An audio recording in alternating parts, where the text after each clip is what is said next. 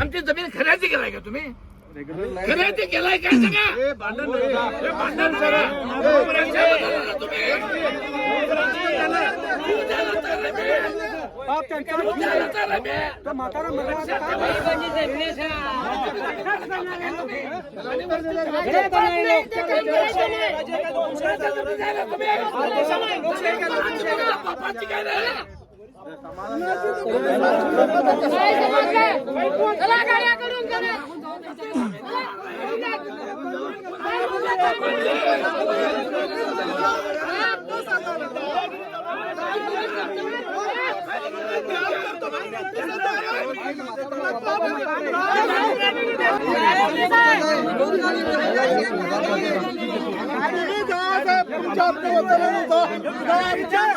घुसवू नका अशी तुम्ही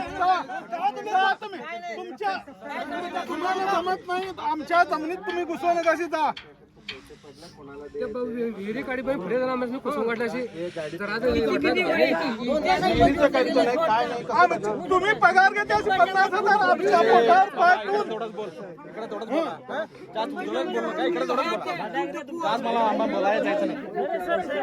मी आम्हाला ते सांगायला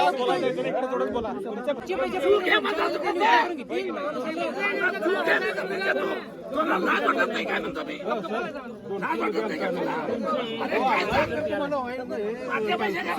पाया पडतो तुमच्या पैसे घातले तुम्ही घेऊ नका त्या बायांचे 1 रुपये दिले नाही इथे बघा इथे समोर एक भाव आहे इथे एक भाव आहे कुणाच्या सर्वे नंबर मध्ये कुणाच्याकडे भावी आहे की त्यांना पैसा येत केव्हा येणार ते डॉक्युमेंट दिला तर त्यांना डॉक्युमेंट किती वेळ डॉक्युमेंट क्लिअर केल्यावर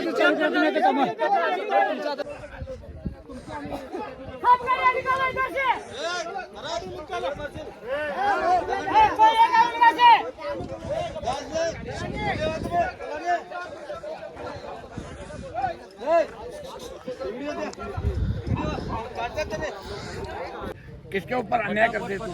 अरे हम भिखारी तो क्या है रे? ये जमीन का है तो इधर हम क्या खाने वाले बोलो, क्या खाने वाले तुम देने वाले? ये लेवानी का छोड़ो, सब करो और बाद में आओ तुम सब आपके हाथ में 8 दिन में होता है। मैडम ने फोन किया ना तो 8 दिन में सभी होता है, सभी क्लियर होता है, सभी का पैसा देता और बाद में काम चालू नहीं करने का, नहीं तो हम जान देने वाले हैं। किसके सब नहीं और क्या होगा ये बोल नहीं सकते हम भी, क्या होगा ये बोल नहीं सकेंगे। किसान लोग हैं, उनको भूख है, पेट का भूख है।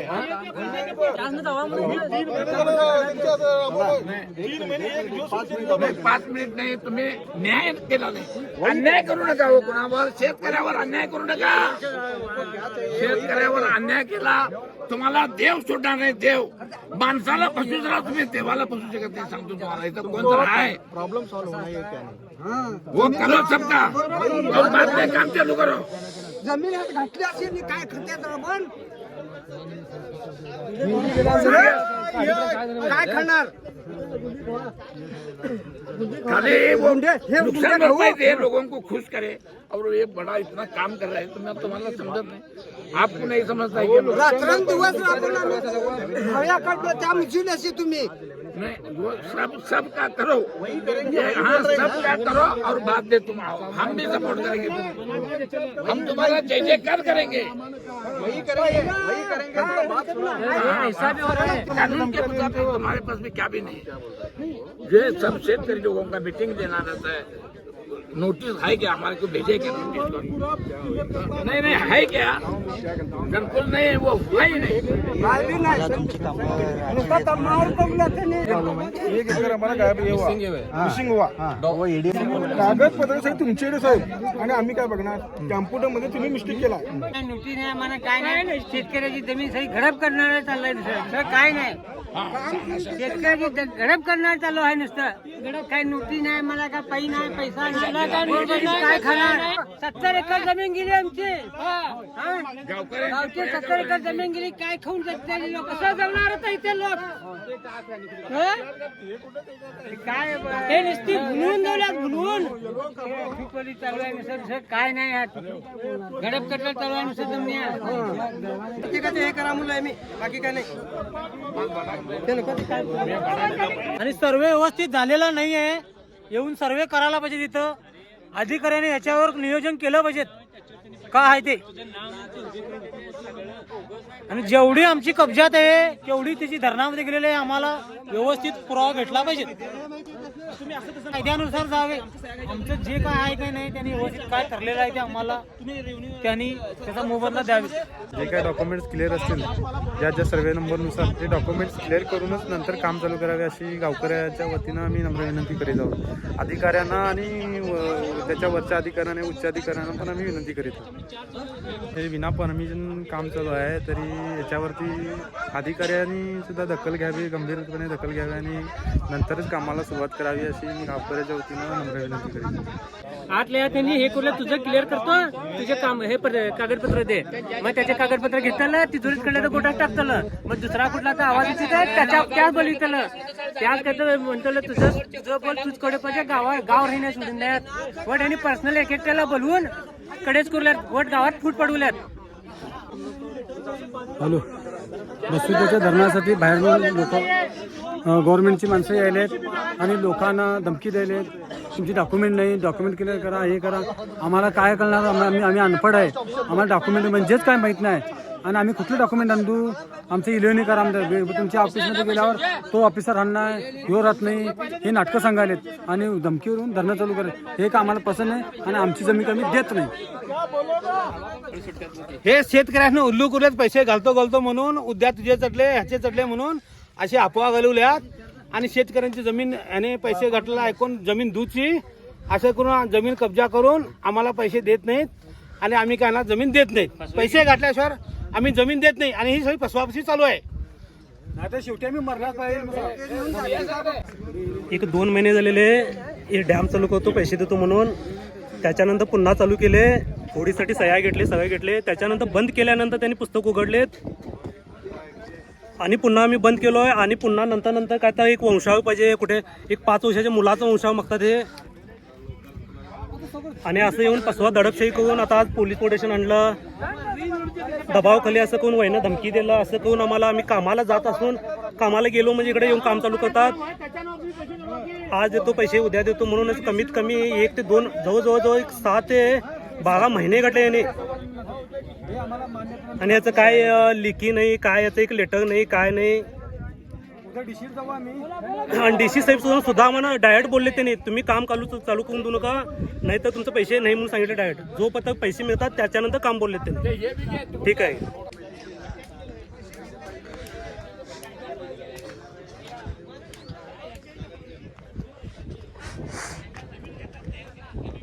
धरण बांधण्यासाठी लक्ष्मी बागरांनी एक प्रकल्प केलेला. त्याच्याबद्दल त्यांनी पैसे आमचे घालतो म्हणून सांगितलेले आणि पैसे ते घातलेच नाहीत. आणि ज्यावेळी त्यांनी त्यांच्यावर विश्वास ठेवले आमच्या गावच्या लोकांनी, आमच्या गावची एवढी लोक साधी आहेत, अशी साधी लोक कुठं पण मिळणार नाहीत, आमच्या इंडियामध्ये नाही पुऱ्या वर्ल्डमध्ये मिळणार नाहीत.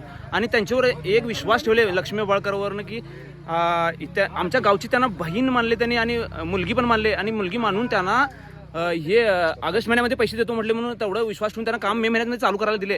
आणि तरी पण त्यांनी ऑगस्ट महिन्यामध्ये पैसे दिले नाही. नंतर सप्टेंबर देतो म्हटले दिले नाहीत. नंतर आम्ही मोर्चा नेलो ह्याच्या DCला 4 वेळा मोर्चा नेलो. नंतर DC सरांनी सांगितले की जोपर्यंत अकाउंटला पैसे जमा होते तोपर्यंत काम चालू करायचं नाही असं म्हणून सांगितले. तरी पण ह्यांनी आता जबरदस्ती आमच्यावर हुकुमशाही करालेत आणि काम करायला गुंडागराज यांनी करालेत असं करायचं. आता DCचा आम्ही याने पोलीस पण DCचे आदेश मानायला तयार नाहीत. आणि आता त्यांनी MLA सांगतात ते ऐकालेत आणि आम्हाला इकडे यायलेत. रोज आलोय आम्ही इथं काम चालू करायसाठी थांबवलोय आणि हे करायलो. किती वेळा बसुर्ते गावातून पळून यायलो इकडनं हे करायला. हे रोज हेच करत बसायचं काय आणि नोटीस पण पाठवली नाहीत आम्हाला आणि काय पण नाही. आणि बेकायदेशीर करायला ह्याच्यावरती गव्हर्नमेंटनं काहीतरी सेंट्रल गव्हर्नमेंटनं ह्याच्यावरती काहीतरी ॲक्शन घ्यावी हे आमची अपेक्षा आहे.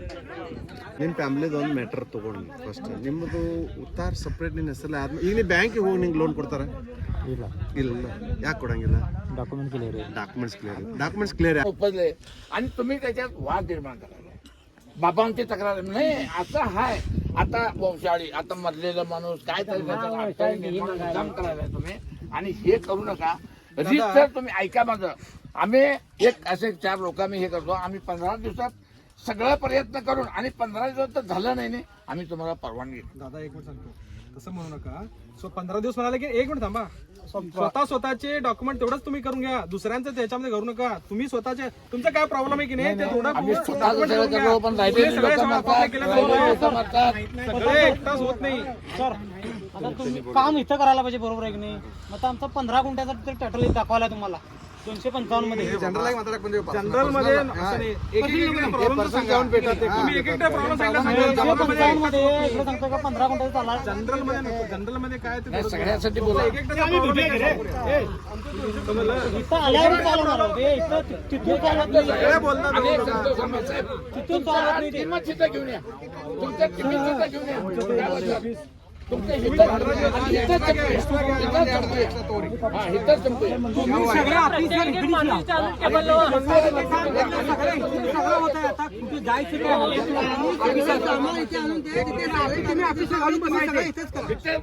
मंदिर आहे तिथं. आपली लोकाला काहीतरी त्रास झालं, शेतकरी संघटना गप्प बसणार नाही. ते कुठलं बी मोठं व्यवस्था असू दे, कुठलं बी ताकद असू दे, आम्हाला रईतच्या समोर रईताला चांगलं व्हावं, आम्ही योगदान करले. आपलं पूर्वजांच्या आमच्या मुलांच्या भवितव्य साईडला ठेवून देशाच्या समाजच्या हित रक्षणासाठी आम्ही आपलं जमीन त्याग करायला म्हटलं तर तुमचं हक्क नाही.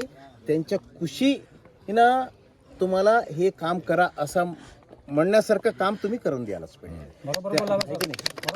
हे माझं म्हणणं आहे. आणि आम्ही कुठं असलं तर बी शेतकरी संघटनेचा रवैया एकच. आम्ही त्याग केले, रहित त्याग केले सारखं आणि कुठलं बी समाज त्याग करत नाही. त्यासाठी तुमच्या कामाला आम्ही आडवे येत नाही, तर तुम्ही हाणू नका. आमच्या सगळ्यांच्या काळजी घ्या, त्यांच्या अडीअडचणी बघा, त्यांच्या काय तापत्रे बघा, त्यांच्या समाधानामध्ये खुशीनं त्यांनी द्यावा, विकास व्हावा, ही आमची इच्छा. काय म्हणता? असं आहे बघा. आता बोला काय बघूया. मला DC ऑफिसर काम पैसे दिले राजकारण आहे असं चालत नाही. हे प्रजाप्रभुत्वाच्या व्यवस्थामध्ये कायदा म्हणून एक आमचे वडील असतात, कायद्याच्या खाली आम्ही सगळं काम करायला लागतात की नाही. त्यासाठी आम्ही बी तसंच मान्य करायलाच पाहिजे, ह्याने बी मान द्यायलाच पाहिजे. ते प्रमाणामध्ये कॉन्ट्रॅक्ट साहेब बी तसंच वागायलाच पाहिजे.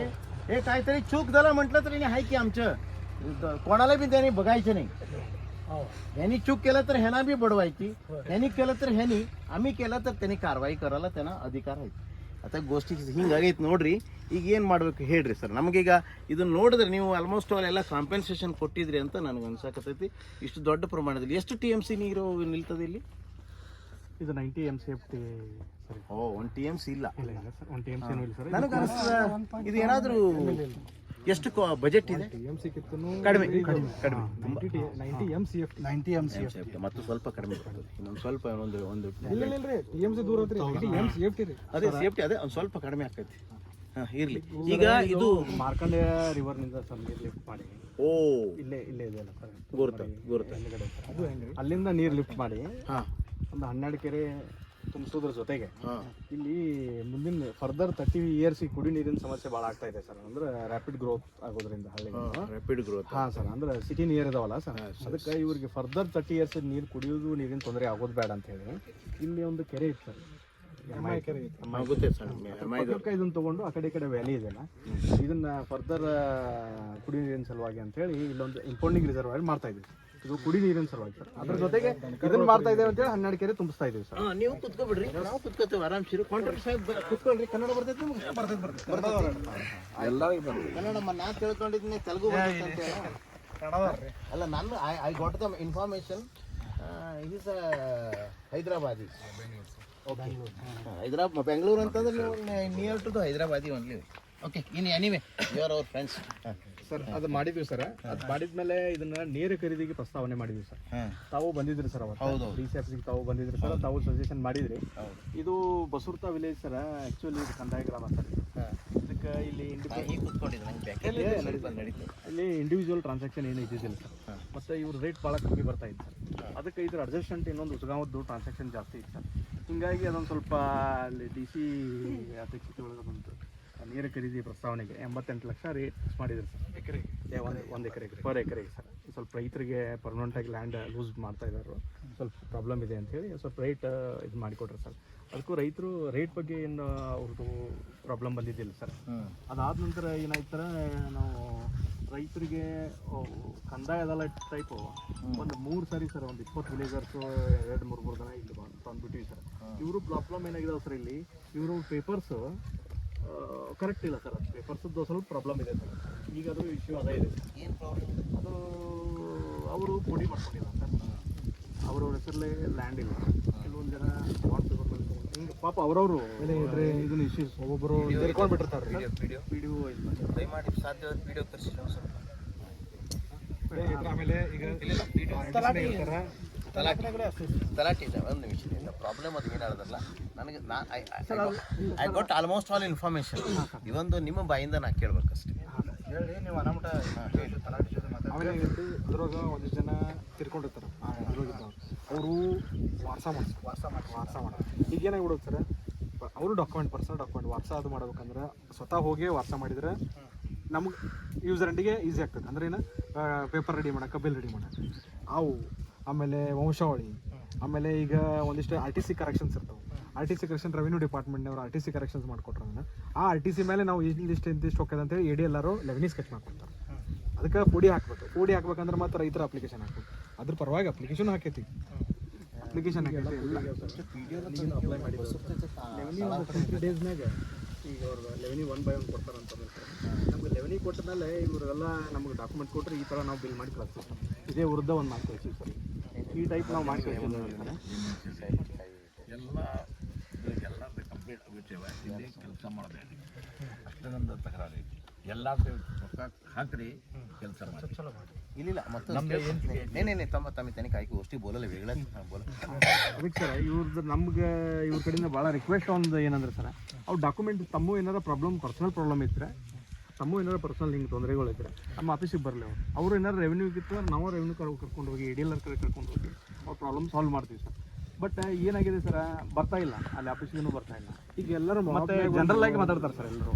ಈಗ ಒಬ್ಬೊಬ್ಬರು ಒಂದೊಂದು ಸರ್ವೆ ಪ್ರಾಬ್ಲಮ್ ಇತ್ತು, ಒಬ್ಬೊಬ್ಬರು ಬಂದ್ರೆ ಸಾಲ್ವ್ ಮಾಡ್ಬೋದು ರೀ. ಕಂಪ್ಲೇಂಟ್ ಅಂತಲ್ಲ ಸರ್, ಜನರಲ್ ಆಗಿ ಮಾತಾಡ್ತಾರೆ ಸರ್. ಇಲ್ಲಿ ಬರ್ತಾರೆ ಮತ್ತೆ ಹೋಗ್ತಾರೆ. ಅದಕ್ಕೆ ನಾವೇನು ಸರ್ ನಿಮ್ಮ ಪ್ರಕಾರ ಟೋಟಲ್ ನಂಬರ್ ಆಫ್ ಫಾರ್ಮರ್ಸ್ ಈಗ ಟೋಟಲ್ ಸರ್ ಇಲ್ಲಿ ನಮ್ಮ 8 ಸರ್ವೆ ನಂಬರ್ ಬರ್ತಾವೆ ಸರ್. ಅವು ದೊಡ್ಡ ಸರ್ವೆ ನಂಬರ್ ಇದಾವೆ. ಇವಾಗ 201 ಸರ ಒಂದು ಇದ್ರಾಗ 32 ಎಕರೆ ನಾವು 18 ಎಕರೆ ಅದ್ರಾಗ ತೊಗೊಳ್ತೇವೆ. 18 ಎಕರೆ ಇದ್ದಾಗ ಒಂದು 200 ಜನ ಅದಾರೆ ಸರ್.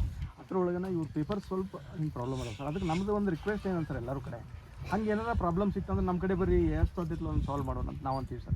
ಇನ್ನೊಂದು ಸರ್ವೆ ನಂಬರ್ ಅವ್ರು ಬಂದ್ರೆ ಸಾಲ್ವ್ ಮಾಡ್ಬೋದಲ್ಲ ಸರ್. ಈಗ ಟೋಟಲ್ ಆಮೇಲೆ 20 ವಿಲೇಜ್ ಅಕೌಂಟೆಂಟ್ ಸರ್ ಇಲ್ಲಿ ಡೆಪ್ಯುಟೇಷನ್ ಮಾಡಿ ಒಂದು 4 ದಿನ ವರ್ಕೌಟ್ ಮಾಡಿದ್ದಾರೆ ಸರ್. 2 ಸಲ ಬಡ್ಡಿ ಮಾಡಬೇಡಿ, ಎಲ್ಲ ಅದು ಕ್ಲಿಯರ್ ಆಗಿ 15 ಟೋಟಲ್ ಸರ್ 8 ಎಕರೆ ಎಕ್ಸ್ಟಿವೇಷನ್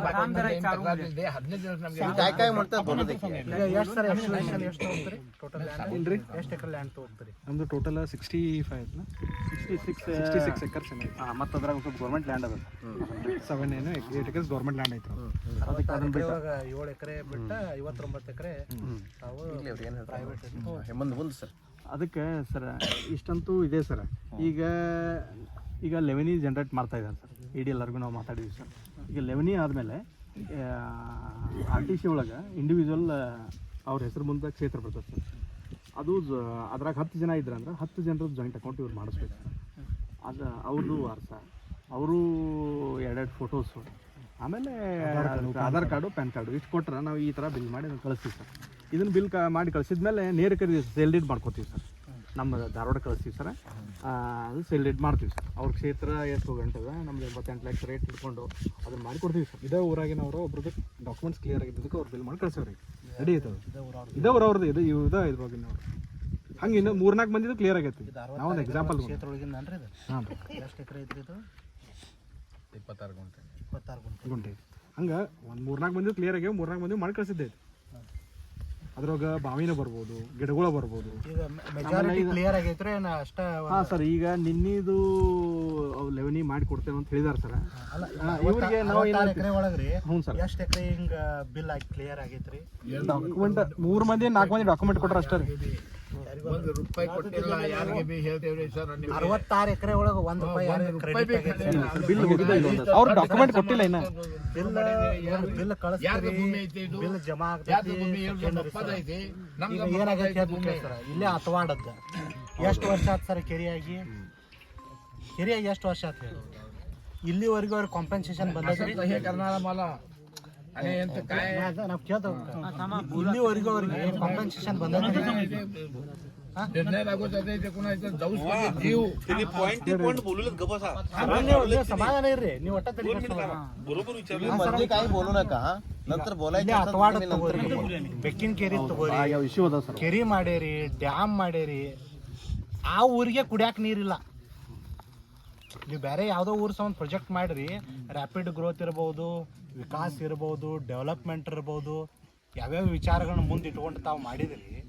ಈಗ ಅದ ಹಳ್ಳಿಗಳಿಗೆ ಕುಡಿಯಾಕ ನೀರಿಲ್ಲ. ಪಾಪ ಅದು ಏನಾಗ ಗುಂಟೆ ಒಳಗಿದ್ದಂಥ ರೈತರವ್ರು 10 ಗುಂಟೆ 5 ಗುಂಟೆ 8 ಗುಂಟೆ ಆ ರೈತರಿಗೆ ಇನ್ನೂವರೆಗೂ ಪರಿಹಾರ ದೊರೆತಿಲ್ಲ. ಮತ್ತು ಯಾವ ಆಧಾರದ ಮೇಲೆ ನಿಮ್ಮನ್ನು ನಂಬಿ ನಾವು ಕೆಲಸ ಮಾಡಕ್ಕೆ ಇಲ್ಲಿ ಬಿಡಬೇಕು? ಇಲ್ಲಿ ಆ ವಿಷಯ ಏನಾಗಿದೆ ನಿಮ್ಗೆ ಹೇಳಿದೆ, ಅದು ಮೈನರ್ದಾ? ಮೈನರ್. ಅವ್ರಿಗೆ ಕನಿಷ್ಠ ಮಟ್ಟಿಗೆ ನೀವೇನೋ ನಿಮ್ಗೆ ತುಂಬ ನಾವು ಧನ್ಯವಾದ ಹೇಳ್ಬೇಕು. ಯಾಕಂದ್ರೆ ಪೋಡಿ ಸಲುವಾಗಿ ನೀವು ಇದು ಮಾಡ್ತಂದು. ಬಟ್ ಏನಾಗಿದೆ, ಅದು ತಲಾಟಿ ಗಿಲಾಟಿ ಏನೋ ಕೆಲಸ ಮಾಡಾಕತ್ತಾರೆ ಅಂತ ಆಯಿತು. ಅದೆಲ್ಲ 1 ದಿವಸ 2 ದಿವಸದಲ್ಲಿ ಮಾಡ್ಕೊಳ್ಳುವಂಥ ಕೆಲಸ. ನೀವು ಒಂದು ಸಿಂಗಲ್ ವಿಂಡೋ ಸಿಸ್ಟಮ್ನಲ್ಲಿ ಮಾಡಿದರೆ ಒಂದೇ ಬೆಂಚ್ನಲ್ಲಿ ಕೂರಿಸು ADLR ಅನ್ನೋ ಅಥವಾ ತಲಾಟಿನೋ ತಹಶೀಲ್ದಾರ್ನೋ ಕರೆಸು, ಆ ರೀತಿಯಾಗಿ ಮಾಡಿದ್ರೆ DC ಅವ್ರು ಡೈರೆಕ್ಷನ್ ಹೇಳಿದಾರೆ ಅಂತ ಹೇಳಿದ್ರು. DC ಅವ್ರು ಡೈರೆಕ್ಷನ್ ಹೇಳಿದಾರೆ ಅಂತಂದರೆ ಇದಕ್ಕೇನು ತೊಂದರೆ ಆಗಬಾರ್ದು. ವಿದಿನ್ 4-5 ಡೇಸ್ನಲ್ಲಿ ಮುಗಿಸ್ಲಿಕ್ಕೆ, 1 ವೀಕ್ನಲ್ಲಿ ಅಟ್ ಮೋಸ್ಟ್ ಅಂತಂದ್ರೆ 1 ವೀಕ್ನಲ್ಲಿ ಏನು ಕರೆಕ್ಷನ್ಸ್ ಆಗ್ತದೆ? ಅವ್ರಿಗೆ ನಮಗೆ ಅಲ್ಲ, ನೀವು ಬಂದು ಕೂತಿದ್ರಿ ಸರ್ ಅವರು. ನಾನು ಮತ್ತೊಂದು ವಿಷಯ ಹೇಳ್ತಾನೆ ಕೇಳಿದ್ವಿ. ನಮ್ಮ ದುರ್ದೈವ ಇಲ್ಲಿ ನಿಮ್ಮ ಕೋಆರ್ಡಿನೇಷನ್, ನಿಮ್ಮ ಇಲಾಖೆಯ ಕೋಆರ್ಡಿನೇಷನ್ ಇಲ್ಲದೆ ಇರೋದ್ರಿಂದ ಹಲವಾರು, ಆ ಲೆಕ್ಕದಾಗ ಒಂದು ಸರ್ವೆ ಹೇಳ್ತದೆ 45% ಹೆಚ್ಚು ಕಡಿಮೆ ನಿಮ್ಮ ಇಲಾಖಾ ಕೋಆರ್ಡಿನೇಷನ್ ಇಲ್ಲದೆ ಸಾಮಾನ್ಯರಿಗೆ ತೊಂದರೆ ಆಗ್ತದೆ ಅಂದ್ರೆ ರೈತರಿಗೆ ತೊಂದರೆ ಆಗ್ತದೆ ಅಂತ ಇದೆ. ನೀವೀಗ ನಾವು ಹೇಳೋಕ್ಕಿಂತ ನಿಮ್ಮ ಇಲಾಖೆಯವರನ್ನ ADLR ಆಗಲಿ, ತಹಶೀಲ್ದಾರ್ ಆಗಲಿ, ಈ ತಲಾಟಿನಾಗಲಿ, ಮತ್ತೊಬ್ಬರು DC ಸಂಬಂಧಪಟ್ಟಂತೆ ಇದವರಾಗಲಿ, ಅವ್ರಂತಂದು ಒಂದು ಬೆಂಚಿನಲ್ಲಿ ಕುಳಿಸಿರಿ, ನೀವು ಕೆಲಸ ಮಾಡಿಸಿರಿ. ನೀವು ಮಾಡಿದ್ರಿ, ಅದಕ್ಕೆ ನಿಮಗೆ ಧನ್ಯವಾದ ಹೇಳಿದೆವು ನಾವು. ಸೊ ಇದು ಏನಾಗ್ತದೆ ಅಂತಂದರೆ, ಈಗ ನಮ್ಮ ಮುಂದೆ ಇಲ್ಲಿ ಪಕ್ಕದಲ್ಲಿ ಇದೇ ಪಂಚಾಯತ್, ಇದೇ ಗ್ರಾಮ, ಯಾಕೆ ಅವರು ಶಿಫ್ಟ್ ಆಗ್ತಾರಂತಂದ್ರೆ 15 ವರ್ಷ ಆತ್ರಿ, 10 ವಾರ್ಡ್ದು 15 ವರ್ಷ ಆಯಿತು ಕಳ್ಕೊಂಡು. ನಾವು ಮೂಮೆಂಟ್ ಮಾಡಿದಾಗ ರೈತ ಸಂಘ ಬಂದು ಕೇಳಿದಾಗ ಅದನ್ನು ಈಗ ಮೂಮೆಂಟ್ ಚಾಲೂ ಮಾಡಿದ್ದಾರೆ. ಅಲ್ಲೂ ಏನು ಮಾಡಿದಾರಪ್ಪ ಅಂತಂದರೆ, ಈಗ 1 ವರ್ಷದೊಳಗೆ ಆಗಬೇಕಿತ್ತು, ಅಲ್ಲೂ ಕೆಲವೊಂದು ರಾಜಕಾರಣ. ನಮಗೆ ಅದು ಬ್ಯಾಡ್ರಿ, ನಮಗೆ ಏನು ಮಾಡಬೇಕು ಅದು ಮಾಡಿರಿ, ನಮ್ಗೇನು ಮಾಡಬೇಕು ಅದು ಮಾಡಿರಿ. ಇದು ನೀವು ಇಷ್ಟು ದೊಡ್ಡ ಪ್ರಮಾಣದಲ್ಲಿ ಕೆಲಸ, ನಾನು ಎಲ್ಲ ಅಬ್ಜೆಕ್ಷನ್ ಮಾಡಿದ್ದೆ, ತಾವು ಖರೀದಿ ಮಾಡಬಾರ್ದು ಅಂತ ಮಾಡಿದ್ದೆ.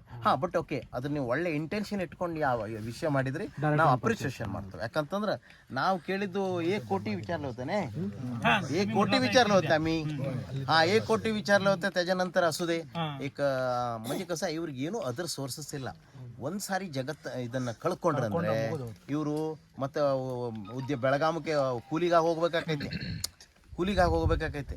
ಇಲ್ಲ ಆ ಕಡೆ ಮಹಾರಾಷ್ಟ್ರದವರು ಕರ್ಕೊಳ್ಳೋದಿಲ್ಲ, ಈ ಬಾರ್ಡರ್ ಅಂತೇಳಿ ಬೆಳಗಾವದವರು ಕರ್ಕೊಳ್ಳೋದಿಲ್ಲ. ಅದಕ್ಕಾಗಿ ಕೊಡ್ಬೇಕಾರೆ ಅವ್ರು ಖುಷಿ ಆಗೋಂಗೆ. ಈಗ ನೋಡಿ, ಒಂದು ಒಳ್ಳೆ ಕಾರ್ಯಕ್ರಮ, ಎಷ್ಟು ಊರಕ್ಕೆ ನೀವು ನೀರಾವರಿ ಮಾಡಕತ್ತೀರಿ ಸರ್? ಇದು 9 ಹಳ್ಳಿ ಕುಡಿ ನೀರು ಸಲುವಾಗಿ 9 ಹಳ್ಳಿ ನೋಡಿ, 9 ಹಳ್ಳಿಗೆ ಕುಡಿಯೋ ನೀರಿಂದು ಮಾಡ್ತಾರಂದ್ರೆ, ಇವರೆಲ್ಲ ಕಳ್ಕೊಂಡು ಮಾಡ್ತಾರಂದ್ರೆ ಇವ್ರದ್ದು ಕಾಂಟ್ರಿಬ್ಯೂಷನ್ ಸಿಕ್ಕಾಬಿಟ್ಟೈತೆ. ನೀವು ರೊಕ್ಕ ಕೊಟ್ರೆ, ಕೇವಲ ನೀವು ರೊಕ್ಕ ಕೊಟ್ರೆ ಅವ್ರದ್ದು ಉಪಕಾರ ತೀರ್ಸಕ್ ಸಾಧ್ಯ ಇಲ್ಲ. ಅದಕ್ಕಾಗಿ ನಾವು ಹೇಳೋದು, ಅವ್ರದ್ದು ಯಾವುದೂ ಮನಸ್ಸಿಗೆ ತೊಂದರೆ ಆಗದ ರೀತಿಯಲ್ಲಿ ನೀವು ನೋಡ್ಕೋಬೇಕ್ರಿ. ಯಾಕಂತಂದ್ರೆ ಈಗ ದೊಡ್ಡ ತಾಕತ್ತಿದೆ. ಲಕ್ಷ್ಮೀ ಹೆಬ್ಬಾಳ್ಕರ್ ಮೇಡಮು ಮಿನಿಸ್ಟರ್ ಇದ್ದಾರೆ. ಯಾವುದೋ ಒಂದು ವಿಷಯವನ್ನು ಜಟ್ಕ್ನಲ್ಲಿ ಸರ್ಕಾರದ ಹಿಡಿತ ಅವ್ರ ಕೈಲೇ ಐತಿ. ಸರ್ ಒಂದು ಸಬ್ಮಿಷನ್ ಸರ್, ಈಗ ಏನು ಯೋಜನೆಗೆ ಏನು ಲ್ಯಾಂಡ್ ಅಕ್ವಿಷನ್ಗೆ ಆಲ್ರೆಡಿ ಬ್ಯಾಂಕ್ ಅಕೌಂಟ್, ನಮ್ಮ PD ಅಕೌಂಟಿಗೆ ದುಡ್ಡು ಬಂದೈತಿ. ಖರ್ಚು ಮಾಡಕ್ಕೆ ನಾವು ರೆಡಿ ಇದೇವಿ. ಡಾಕ್ಯುಮೆಂಟ್ಸ್ ಈಗೇನು ನಾವು ತೋರಿಸಿದ್ವಲ್ರಿ, 1-3 ಬಿಲ್ ರೆಡಿ ಆಗ್ಯಾವ ಅಂತ, ಹಂಗೆ ಬಿಲ್ ರೆಡಿ ಆಗ್ಯಾವ. ಈಗ ಪರ್ಸನಲ್ ಅವ್ರು ಡಾಕ್ಯುಮೆಂಟ್ ನಮ್ಗೆ ಒಂದೊಂದು ಕೊಟ್ರೆ ನಾವು ಇಮಿಡಿಯೇಟ್ ಮಾಡಿ ಕಳ್ಸಕ್ಕೆ ರೆಡಿ ಇದೇವಿ. ಆದ್ರೆ 1 ನಿಮಿಷ ಸರ್, ಅದಕ್ಕೆ ಅಂತೇಳಿ ಇಲ್ಲೇ ತಹಶೀಲ್ದಾರ್ ಆಫೀಸಿಂದ, ADLR ಆಫೀಸಿಂದ ಮತ್ತು ರೆವಿನ್ಯೂ ಆಫೀಸಿಂದ ಒಂದು ಬೆಂಚ್ ಮಾಡಿ 2-3 ದಿನ ರೈಡು ಮಾಡಿದ್ರು ಅವರು. ಪ್ರತಿಯೊಂದು ಮನೆ ಹೋಗಿ ನಿಮ್ದು ಏನು ಡಾಕ್ಯುಮೆಂಟ್ ಇದ್ರೆ ಕೊಡ್ರಿ, ಏನೋ ಪ್ರಾಬ್ಲಮ್ ಇದ್ರು ಸಾಲ್ವ್ ಮಾಡ್ತಾರೆ ಅಂತ. ಆದ್ರೆ ಏನಾಗಿದೆ ಸರ್, ಒಂದೊಂದು ಪ್ರಾಬ್ಲಮ್ ಒಂದೊಂದು ಡಿಫ್ರೆಂಟ್ ಅದಾವ. ಇಲ್ಲ, ಅದು ನಾನು ಒಪ್ಪುದಿಲ್ಲ. ಈಗ ಬ್ಯಾಂಕ್ ಅಕೌಂಟ್ ಮಾಡ್ತಾರೆ, ಗುರ್ತದೇನ್ರಿ ಸರ್? ನ್ಯಾಷನಲ್ ಬ್ಯಾಂಕ್ನವ್ರು ಒಂದು ಡ್ರೈವ್ ಮಾಡಿದ್ರು, ಹೊಸ ಬ್ಯಾಂಕ್ ಅಕೌಂಟ್ ಮಾಡೋಂಥ. ಮೊದ್ಲು ಏನು ಮಾಡ್ಬೇಕಿತ್ರಿ, ಅಲ್ಲಿ ಹೋಗ್ಬೇಕಿತ್ರಿ, ಎಲ್ಲ ಮಾಡ್ಬೇಕಿತ್ರಿ, ಎಲ್ಲವೂ. ಈಗ ಏನಿದ್ರು ಮೊಬೈಲ್ ತಗೊಂಡು ಹಳ್ಳಿಗೆ ಬಂದ್ಬಿಟ್ರೆ A to Z ನೀವು ಇಲ್ಲಿ ಮಾಡ್ಬೋದ್ರಿ. ಬಟ್ ಇಲ್ಲಿ ಕಮಿಟ್ಮೆಂಟ್ ಒಂದು ಬೇಕ್ರಿ. ಈಗ ನೀವು ತಪ್ಪು ಅಂತಲ್ಲ, ನೀವು ಕರೆಕ್ಟ್ ಮಾಡಿದ್ರಿ. ಎಲ್ಲ ವ್ಯವಸ್ಥೆಯನ್ನು, ಪಂಚಾಯತ್ ವ್ಯವಸ್ಥೆ ಅನ್ನೋದು ಡಿ ಸಿ ಆಫೀಸ್ ತಹಶೀಲ್ದಾರ್ ವ್ಯವಸ್ಥೆಯನ್ನು, ಆನಂತರ ADLR ವ್ಯವಸ್ಥೆಯನ್ನು, ಆನಂತರ ನಿಮ್ಮದು ಲೋಕಲ್ ಅಡ್ಮಿನಿಸ್ಟ್ರೇಷನ್ ಇವರನ್ನು ವ್ಯವಸ್ಥೆಯನ್ನು ತೆಗೆದುಕೊಬಂದು ಒಂದು ಟೈಮ್ನಲ್ಲಿ ಕುಳಿಸಿಬಿಟ್ಟಂದ್ರೆ ಇವ್ರದ್ದೆಲ್ಲ ಪ್ರಾಬ್ಲಮ್ ಸಾಲ್ವ್ ಐತಿ. ಆ್ಯಕ್ಚುಲಿ ಇವ್ರು ಎಷ್ಟು ದೊಡ್ಡ ಮನಸ್ಸು ಮಾಡಿ ನಿಮಗೆ ಬಿಟ್ಟು ಕೊಡಕತ್ತಾರೆ.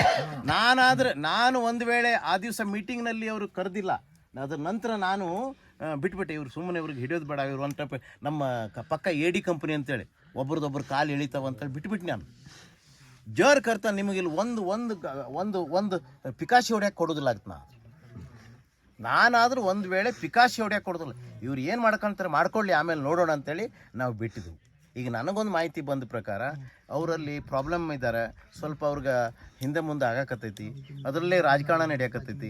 ರಾಜಕಾರಣ ದಯಮಾಡಿ ಮಾಡಬೇಡ್ರಿ, ಇಲ್ಲಿ ತರಲೇಬೇಡ್ರಿ ನೀವು ಯಾಕಂದ್ರೆ ಅವ್ರು ಹೇಳಿದ್ರು ಇವ್ರು ಹೇಳಿದ್ರು ನಮ್ಗೆಲ್ಲರ ಬಗ್ಗೆ ಗೌರವ ಇದೆ.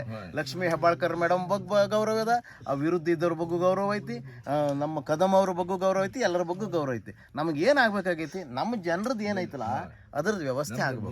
ಈಗ ನೀವು ಒಂದು ಮೊಬೈಲ್ ಬಂದ್ಕೊಂಡ್ರೆ ನೀವು ಇಲ್ಲಿ ಕೂತ್ಕೊಂಡೇ ಮಾಡ್ಬೋದು, ಅವ್ರು ಹೋಗ್ಬೇಕಾಗಿಲ್ಲ, ಅಲ್ಲಿ ಮಾಡೋಕಾಕೈತಲ್ರಿ ಸರ್. ನೀವೀಗ ದಿಶಾಂಕ ಅವು ಇವೆಲ್ಲ ಎಲ್ಲೆಲ್ಲ ಆ್ಯಪ್ ಚಾಲು ಆಗಿಬಿಟ್ಟೈತೆ. ಜಿಲ್ಲಾಧಿಕಾರಿಗಳ ಮನಸ್ಸು ಮಾಡ್ರೆ ಯಾವುದೂ ದೊಡ್ಡದಲ್ಲ, ಹೌದಾ? ಎಲ್ಲ ಫ್ರ್ಯಾಕ್ಷನ್ ಆಫ್ ಸೆಕೆಂಡ್ದಾಗ ಮಾಡುವಂಥ ಕೆಲಸ ಐತ್ರಿ.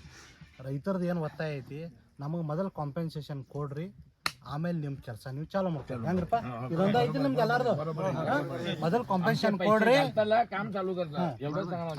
ಈಗ ಅದನ್ನ ಮಾಡಾಕ ಸರ್ ಅವ್ರು ಏನಂದಾರ್ರಿ, ತಮ್ಮ ಡಾಕ್ಯುಮೆಂಟ್ಸ್ ಕೊಡಾಕ 15 ದಿವಸ ಆಯ್ತು. 7-8 ದಿವಸ ಇದ್ರಿ, ನಾವು 15 ದಿವಸ ತಗೋರಿ. ನಿಮ್ಗೆ ಪರ್ಸನಲ್ ಒಂದೊಂದು ಸರ್ವೆ ನಂಬರ್ ಡಾಕ್ಯುಮೆಂಟ್ ನಮ್ಮ ಕಡೆ ತಂದು ಕೊಡ್ರಿ, ನಾವು ಇಮಿಡಿಯೇಟ್ ಮಾಡಕ್ ಕಳ್ಸಾಕ್ ರೆಡಿ. ನಮ್ದು ಏನು ಸರ್, ಒಂದು ಎಕ್ಸಾಂಪಲ್ ಹೇಳ್ತೀನಿ ನಿಮಗೆ.